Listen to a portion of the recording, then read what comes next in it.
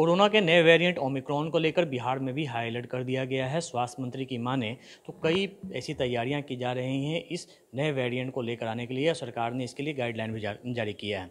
हमारे साथ हैं डॉक्टर प्रभात रंजन, वायरोलॉजिस्ट हैं। सर, हम लोग लगातार कोरोना को लेकर बात करते आ रहे हैं और ये नया ओमिक्रॉन क्या है? देखिए, जैसा हम लोगों ने पिछले कई इंटरव्यू में बात किया था कि म्यूटेशन जो है सो इस कोविड-19 वायरस या आरएनए वायरस का एक निरंतर प्रक्रिया होता है।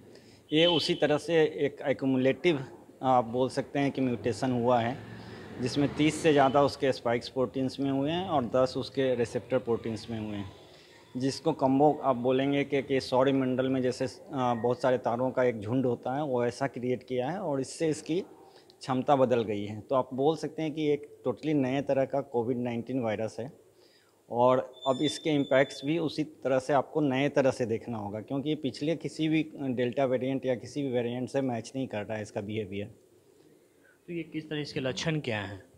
इसके लक्षण जैसे पिछले जितने भी कोविड के केसेस हुए थे 1 साल के अंदर में, पिछले जो हमने 1 डेढ़ साल में अनुभव किया, तो उसमें जैसे आपका टेस्ट लॉस, स्मेल लॉस ये सब होता था, या हाई फीवर, ये इसमें काफ़ी चेंजेज आए हैं। बेसिकली 3 कैटेगरी में आप पेशेंट्स को डिवाइड कर सकते हैं।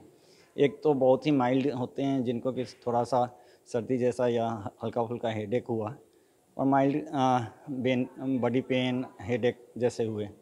दूसरा जो केसेस होते हैं वो थोड़ा इससे ज़्यादा सीवियर होते हैं, जैसे कि परसिस्टेंट उनको कफ होते रहता है, गले में उनको दर्द होते रहता है, सोर थ्रोट जिसको बोलते हैं हम लोग, और हेडेक और वीकनेस महसूस होते रहता है। ये सेकेंड कैटेगरी का है, जो फर्स्ट से थोड़ा ज़्यादा सीवियरिटी होता है। थर्ड जो सबसे सीरियस है इसमें, कि वो काफ़ी जल्दी लोगों को सिक बना देता है। जैसे सपोज कीजिए कि आज सुबह उनको इन्फेक्शन हुआ, तो शाम या कल सुबह होते होते विदिन 24 आवर वो इतना सीरियस हो जाते हैं कि वो हॉस्पिटलाइज्ड होने के लायक हो जाते हैं। तो आप देखेंगे कि बहुत सारे कंट्रीज़ में जो कैजुअल्टीज हो रही है या डेथ हो रही है। यूरोप में देखने में आ रहा है कि वहाँ काफ़ी तेज़ी से फैल रहा है और कैजुअलिटी रेट जो है वहाँ ज़्यादा हो गई। हाँ, वो आप इसको बोल सकते हैं कि जैसे हमने अभी इसको पकड़ा, इसको पहचाना और इसको एक नाम दिया, लेकिन ये ऑलरेडी पैन वर्ल्ड फैल चुका है, मान सकते हैं आप। अभी साइंटिस्टों, साउथ अफ्रीका के साइंटिस्टों ने इसका जीनोमिक स्टडी करके आइडेंटिफाई किया, लेकिन उससे काफ़ी पहले ही ये पूरे वर्ल्ड में और इंडिया या किसी भी कंट्रीज में ऑलरेडी पहुंच चुका है। अब इसकी सीवियरिटी जो थर्ड कैटेगरी की है, वही आप देखेंगे कि जर्मनी और रसिया, यूक्रेन और भी 2-3 कंट्री हैं जो कि यूरोपियन कंट्री हैं, वहाँ केसेस नंबर कम हैं, लेकिन उस रेस्पेक्ट में डेथ रेट्स 500, 700, 1200 ऐसे पर डे हैं, जो कि पिछले दोनों वेव्स में नंबर्स ज़्यादा होते थे और उस रेस्पेक्ट में डेथ रेट होता था।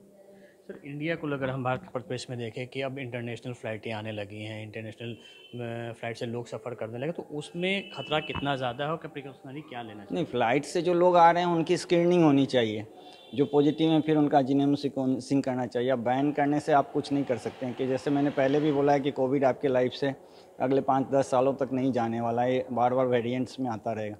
दूसरा, ये वेरिएंट्स जो पैदा हुआ है वो डेल्टा वेरिएंट, जैसे ओवर सैनिटाइजेशन हमने यूज़ किया था तो उसके अगेंस्ट उसने म्यूटेशन किया था। इसने जैसे हमारा जो सेकेंड वेव में पूरे वर्ल्ड में कोविड आईजीजी बॉडी में बना, या आप बोल सकते हैं क्या कि जो वैक्सीनेशन के कारण जो कोविड आईजीजी बना, जैसे आप केरला में देखेंगे वैक्सीनेशन रेट भी काफ़ी अच्छा है, फिर भी इन्फेक्शन रेट वहाँ हाई है। तो ये कोविड आईजीजी के अगेंस्ट उनका म्यूटेशन, कम्बो म्यूटेशन आप बोल सकते हैं, कि उससे बचने के लिए वायरस ने अपने को किया है। तो इसका बिहेवियर भी डिफरेंट है और ट्रीटमेंट भी पहले की तरह प्रोटोकॉल पे आप नहीं कर सकते।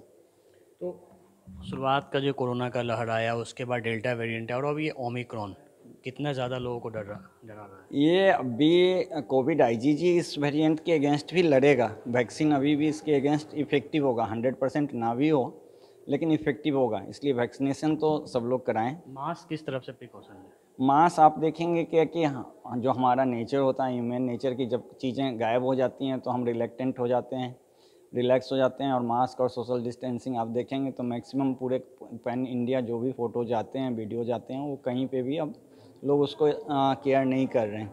तो इसको तो केयर करना पड़ेगा, नहीं तो ये आपके पास फिर फरवरी मार्च में एक बार आपके पास काफ़ी अच्छा खासा नंबर में होगा।